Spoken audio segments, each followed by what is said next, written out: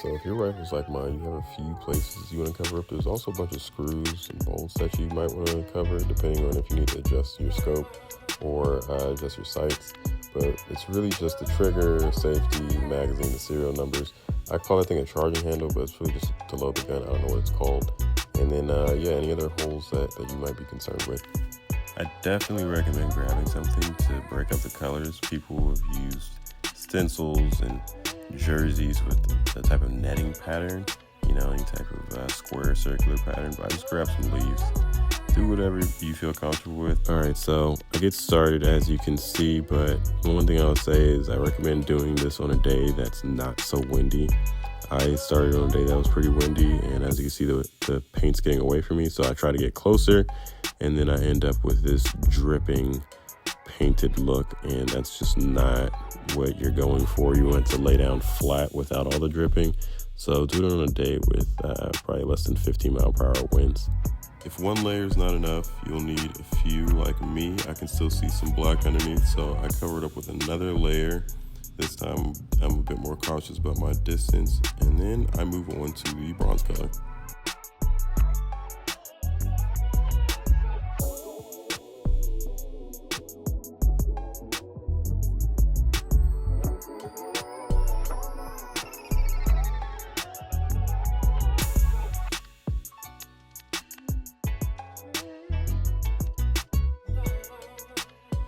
There's really not much to it. Pick a spot, cover it with a leaf, spray it. I will say, if you ever paint in a way that you're not really fond of, you can always cover it up. That's what I pretty much do throughout.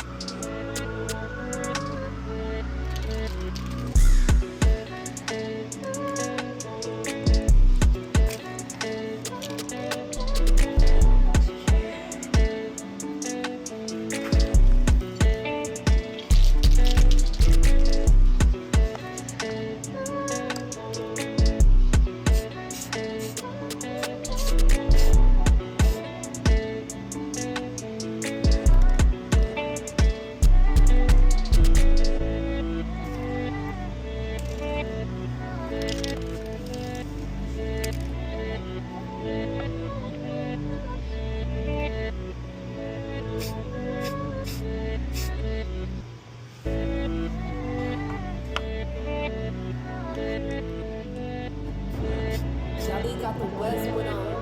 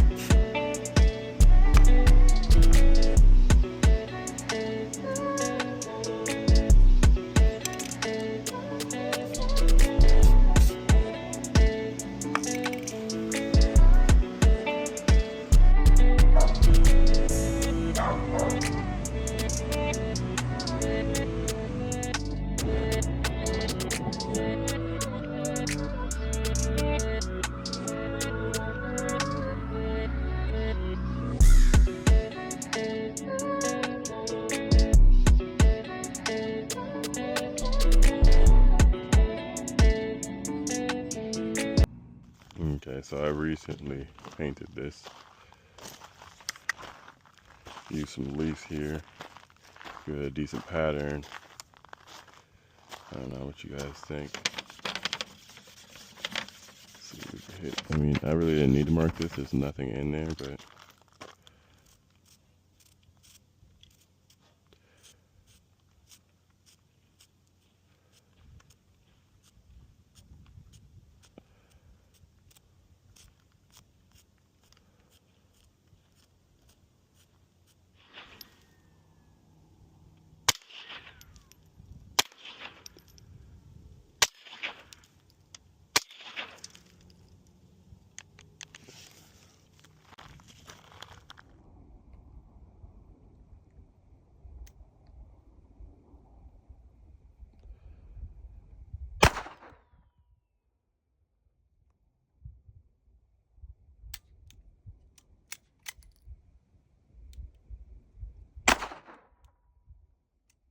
wait.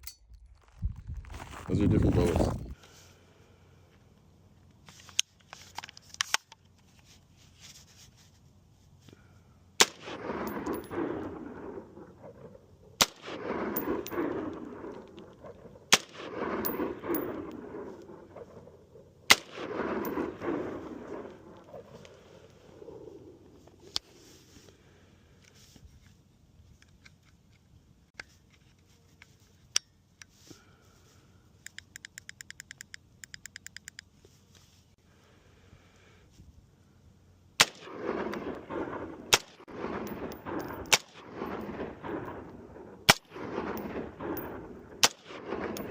Those are so high.